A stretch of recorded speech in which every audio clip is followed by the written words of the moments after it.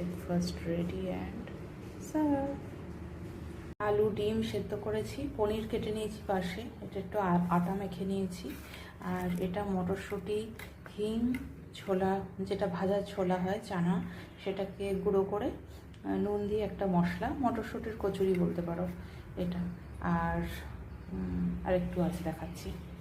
গোল গোল করে এর মধ্যে ঢুকিয়ে এবার বেলে তারপর ছাকা তেলে ভেজে নেব।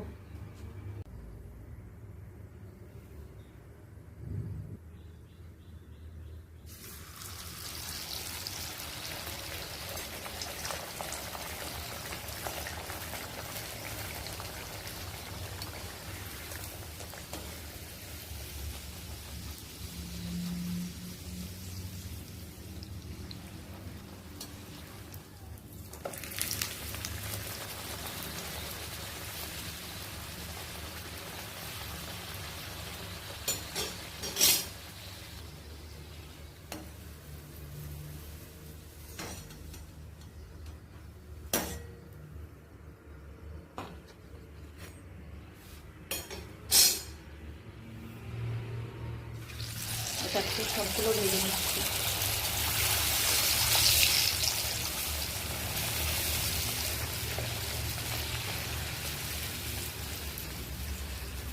প্রত্যেকটাই কিন্তু এরকম ফুলছে। তারপরে আমি চেপে চেপে রাখছি ওর মধ্যে। এবার আমি তরকারিটাও ফটাফট দেখিয়ে দিচ্ছি।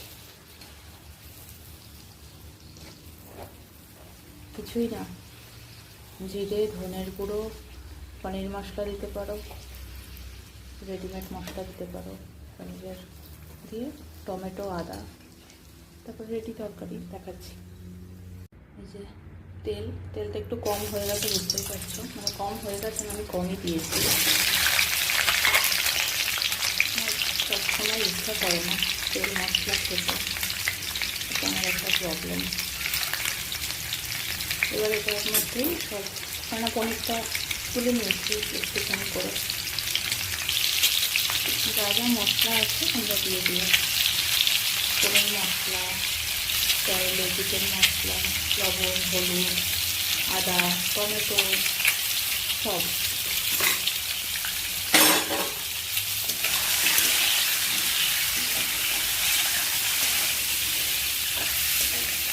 এমনি সব মশলাগুলো আমি এখন দিয়ে দেবো।